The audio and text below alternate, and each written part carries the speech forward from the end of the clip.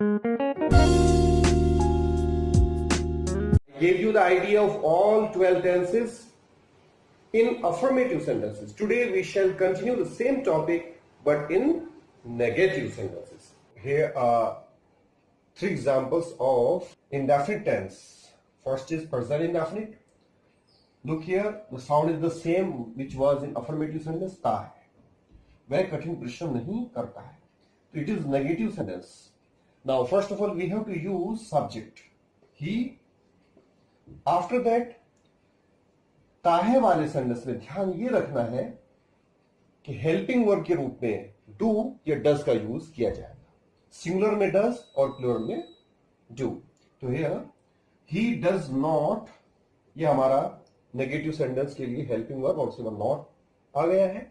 अब हम इसके बाद मेन वर्ब लगाएंगे. कठिन परिश्रम करना, इसमें एक वर्ड हार्ड वर्क होता है जो नाउन है, इसी से वर्ब बन जाएगी, वर्क पहले और हार्ड बाद में लगा के. तो वर्क को यहां पे वर्क के रूप में यूज किया जाएगा. He does not work hard. This is negative sentence. अगर इसमें एक शब्द कभी नहीं आ जाता है तो कभी नहीं के लिए डू या डज की आवश्यकता नहीं पड़ती है. उसमें हम सीधा नेवर लगाएंगे. कभी नहीं किया इंग्लिश नेवर लगा करके फिर मेन वर्ब के अंदर अगर सब्जेक्ट सिंगुलर है तो एस लगा देंगे और अगर नहीं है तो नहीं लगाएंगे. अगर प्लूरल है तब हम एस नहीं लगाएंगे. फॉर एग्जाम्पल, वह कभी कठिन परिश्रम नहीं करता है तो he never works hard. Okay, now come to the second sentence. हमने कल पतंग नहीं उड़ाई. तो साउंड यहां पर ई, मैंने आपको तीन साउंड बताया थी, आ, ई या ए. इनके बाद अगर था थे थी भी लग जाता है तो भी पास्ट इंडेफिनिट टेंस ही होता है. इसमें नेगेटिव सेंटेंस में हमें हेल्पिंग वर्ब के रूप में डिड का यूज करना है. तो हमने एक इंग्लिश लगाई है वी, हेल्पिंग वर्ब के रूप में डिड नॉट. सब्जेक्ट हमारा सिंगुलर हो या प्लूरल, डिड का ही यूज किया जाएगा. उड़ाने की इंग्लिश लगाई है फ्लाई द काइट. अगर यहां पर भी कभी नहीं वर्ड आ जाता है तो डिड का यूज भी नहीं किया जाता नेवर के साथ.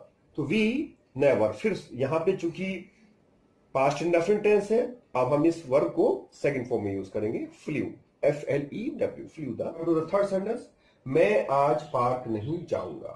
तो मैं के लिए आपने आई लगाया और आई के साथ विल या शैल का यूज, यहां पे हम शैल लगाएंगे. अगर डिटर्मिनेशन वाली बात है या प्रॉमिस या थ्रेट वाली बात है तो आई और वी के साथ हम विल का यूज करेंगे, अदरवाइज शैल का यूज होता है. नॉट इसके बाद यूज होगा और जाने की first form go to the park. अगर इसमें कभी नहीं वर्ड आ जाता है तो इसमें हम शैल के बाद ही नेवर का यूज करेंगे. यानी नेवर के साथ में सिर्फ डू, डज, डिड ये तीन हेल्पिंग वर्ब नहीं लगती, बाकी सभी हेल्पिंग वर्ब लग सकती है, लगती है. These are the three examples of continuous tense. Present continues रहे हैं, पास्ट कंटिन्यूज रहे थे और फ्यूचर कंटिन्यूज रहा होगा. तो these are sounds are the same as were in affirmative sentences. Negative में क्या है कि इसमें नहीं वर्ड यूज किया गया है और हमें नॉट लगाना है. नॉट का रूल जो है वो बहुत सिंपल है. We have to put not after helping verbs as we did in future indefinite tense. हमने उसमें विल या शैल के बाद नॉट का यूज किया है. इन द सेम वे, क्योंकि इन सभी सेंटेंसेस में अफर्मेटिव में ऑलरेडी हेल्पिंग वर्ब का यूज हम करेंगे तो नॉट हम उस हेल्पिंग वर्ब के बाद लगा देंगे. प्रेजेंट इंडेफिनिट और पास्ट इंडेफिनिट के अफर्मेटिव सेंटेंसेस में कोई हेल्पिंग वर्ब नहीं थी, इसीलिए हमने उसमें डू, डज और डिड का यूज किया था. बाकी और सभी जितने भी टेंसेस पर बेस्ड सेंटेंसेस हैं सब में हेल्पिंग वर्ब का यूज होता है. तो हमें नॉट पहली हेल्पिंग वर्ब के बाद लगाना है. अगर कहीं पर डबल हेल्पिंग वर्ब लगी हुई होती है तो हम उसमें फर्स्ट के बाद नॉट लगाएंगे. चलिए, जज साहब मुकदमे की सुनवाई नहीं कर रहे हैं.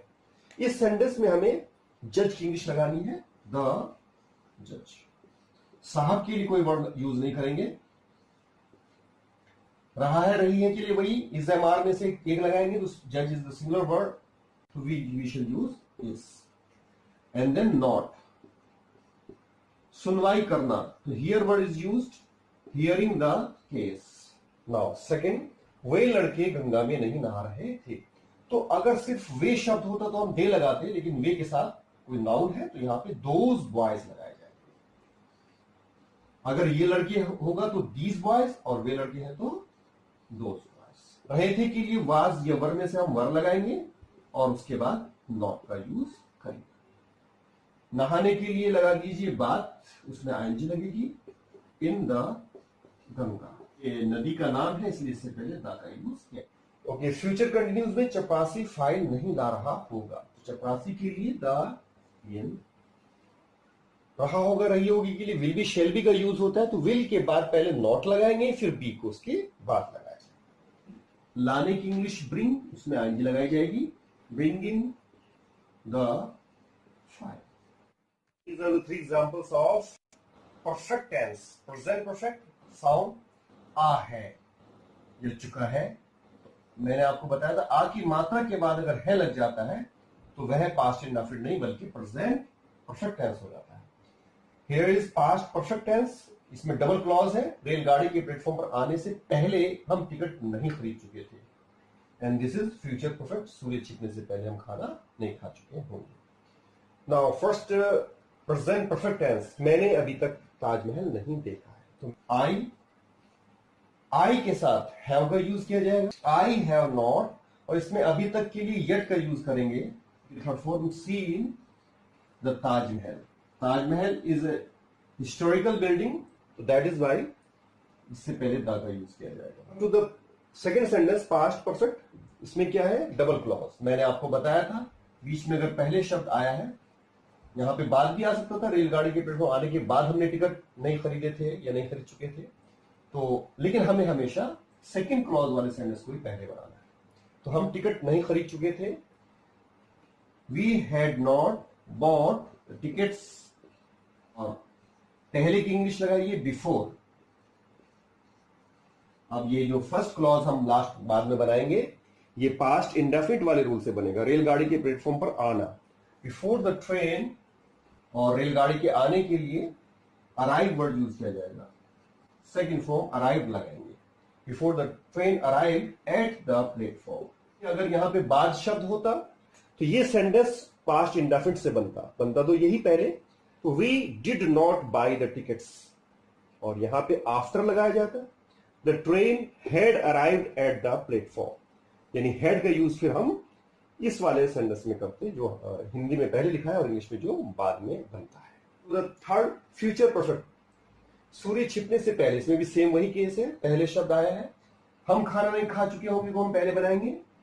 वी, और वी के साथ शैल, शैल हैव, विल हैव का यूज होता है, तो नॉट हम शैल के बाद लगाएंगे और हैव उसके बाद।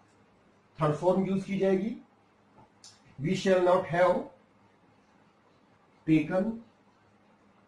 सूर्य छिपने की बात हो रही है तो ये नेचुरल है, ये इवनिंग मील की बात हो रही है तो यहां पे हम डिनर का यूज करेंगे। We shall not have taken dinner before, और सूर्य छिपना द सन, और यहां पे हम प्रेजेंट इंडेफिनिट टेंस इसको बनाएंगे, सेट में एस भी लगेगा क्योंकि सन यहां पर सिंगुलर नंबर है। पास्ट परफेक्ट वाले सेंटेंस में पहले शब्द आने पर ये जो सेंटेंस पहले हम बनाते हैं ये पास्ट परफेक्ट वाले रूल से, और पहला सेंटेंस जो हम बाद में बनाते हैं वो पास्ट इंडेफिनिट वाले रूल से बनता है। बीच में अगर बाद शब्द आ जाए तो उल्टा कर देते हैं, इसको हम पास्ट इंडेफिनिट से और इसको पास्ट परफेक्ट से बनाते हैं।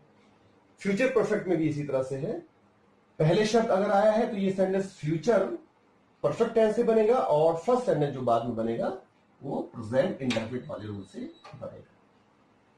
और अगर बाद शब्द आएगा तो इसको हम प्रेजेंट इंडेफिनिट वाले रूल से बनाएंगे, और सूर्य छिपने वाला सेंटेंस जो बनेगा ये फ्यूचर परफेक्ट वाले रूल से बनेगा। नॉट का यूज वही है, पहली हेल्पिंग वर्ब के बाद हमने नॉट लगाया है।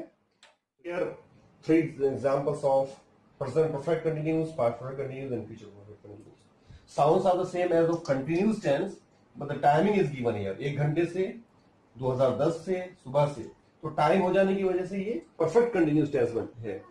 नेगेटिव सेंटेंस में नॉट हम कहां यूज करेंगे, वही rule is the same, we have to put you not after the first helping verb. वह 1 घंटे से आपकी प्रतीक्षा नहीं कर रहा है, आपने अफर्मेटिव में इसको बनाया था, he has been waiting for you for 1 hour, लेकिन यहां पे चूंकि नहीं आ गया है तो हम नॉट कहां लगाएंगे, हैज के बाद। ही हैज नॉट, और बीन हम बाद में लगाएंगे। वेटिंग फॉर, वेटिंग के साथ फॉर का यूज किया जाता है, और उसके बाद में ऑब्जेक्ट यू। अब टाइम देखिए 1 घंटे से, ये पीरियड ऑफ टाइम है, इसलिए इसमें सिंस नहीं बल्कि फॉर का ही यूज किया जाएगा। 1 hour. Second example, mister Sharma 2010 से इस शहर में नहीं रह रहे थे। शर्मा के बाद आप हैड का यूज करेंगे, हैड के बाद आप नॉट। देन बीन, रहने में आईएनजी का यूज किया जाएगा, in this city. Sharma had not been living in this city, और 2010 ये पॉइंट ऑफ टाइम है, इसलिए इसमें सिंस का प्रयोग करेंगे। वहां सुबह से वर्षा नहीं हो रही होगी, वर्षा वाला जो सेंटेंस होता है मौसम से रिलेटेड, तो इट से शुरू किया जाता है, और रही होगी के लिए विल बी शेल बी नहीं बल्कि will have been shall have been का यूज करेंगे, जिसमें टाइम दिया हुआ है। तो इट विल, और इसके बाद नॉट का use, will he, it will not have been, और रेन में आईएनजी का use, will not have been raining there. वहां की इंग्लिश लगाइए पहले और फिर टाइम लगा दीजिए। सुबह से, ये भी पॉइंट ऑफ टाइम है, तो यहाँ पे भी सिंस का यूज करेंगे, since morning. This was all about negative sentences based on all 12 tenses.